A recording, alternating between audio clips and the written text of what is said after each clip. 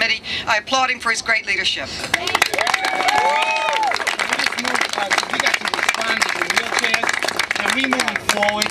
Move that man forward. If you're not a 9/11 responder, can you just back up so we can move forward and have these heroes be seen?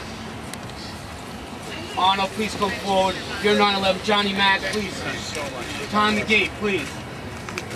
Yes. Right back. Congressman, thank you for everything you do for us. Thank you so much. Go ahead. It's a pleasure to join Congresswoman Maloney and to thank her for the work that she has done. She's been relentless in defending the health rights of the 9/11 workers. Let's hear it for this fine woman.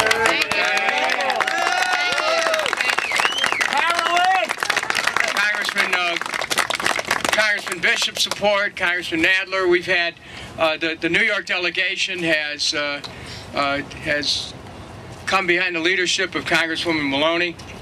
When I was in one of the presidential debates, after a debate, a couple of the brothers from 9/11 came up to me, and they explained to me not only what was going on with respect to the New York City Health Department, but they explained to me that despite the efforts of members of Congress like Congresswoman Maloney, they weren't getting the kind of not just attention but help that they need to be able to meet these challenges of daily life.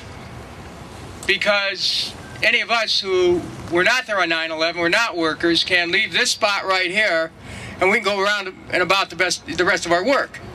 But for those who were there on 9/11 and who answered the call to duty, when you leave this spot, you're still stuck with the consequence of 9/11.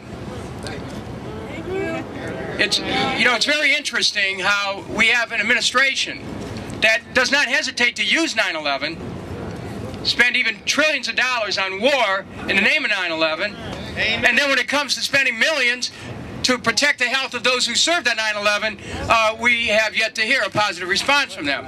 But your presence on the Hill today can change that, and I welcome you to Washington.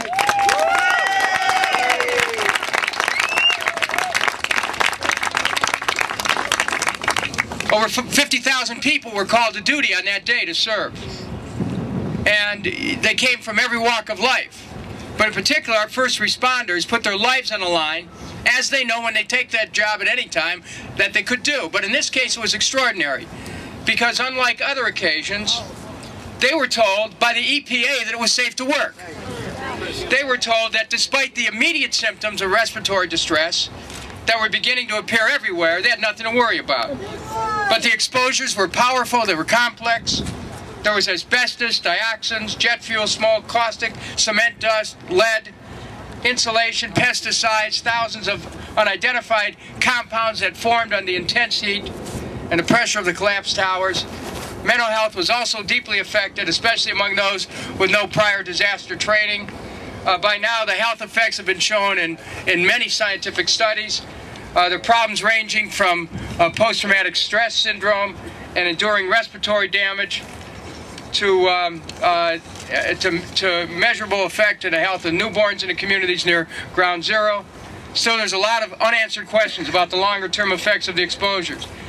Now, I've done extensive work in trying to make sure veterans of the first Gulf War were not forgotten, and as time distances ourselves from that first Gulf War, the multi-symptom Gulf War veterans' illness that plagued the veterans are now starting to manifest themselves as chronic diseases, like ALS or Lou Gehrig's disease. Their list of exposures have a lot in common with the list of exposures you have incurred, and it should come as no surprise to anyone that the 9/11 responders are at risk and they need long-term care. The real question is whether Congress is going to step up, and your presence here today helps to assure that it will.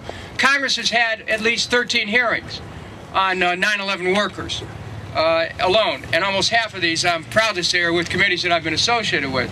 But I want to make a commitment to you in working with your fine Congresswoman, Congresswoman Maloney, and the other members of the New York delegation.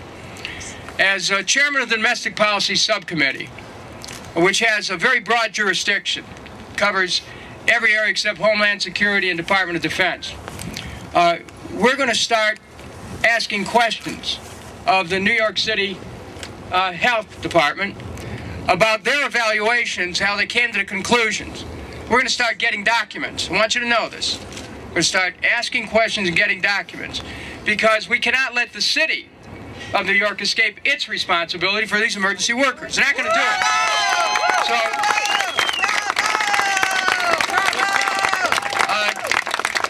And in addition to that, and working in concert with Congressman Maloney and other members of the New York delegation, at a suitable time, when you think it's appropriate, Congresswoman, I will invite you to come back for formal hearings before Congress in the Domestic Policy Subcommittee to submit testimony and be able to keep this story moving throughout this country. Because people of America who love you, truly, who love you for the work that you've done, people who are aware of the tremendous sacrifice which not only you made on that day, but which you continue to make every day of your lives. People love you for that. But we have to make sure that our government shows its love for the 9/11 workers, and we're committed to continuing to do that. Thank you, thank you, thank you.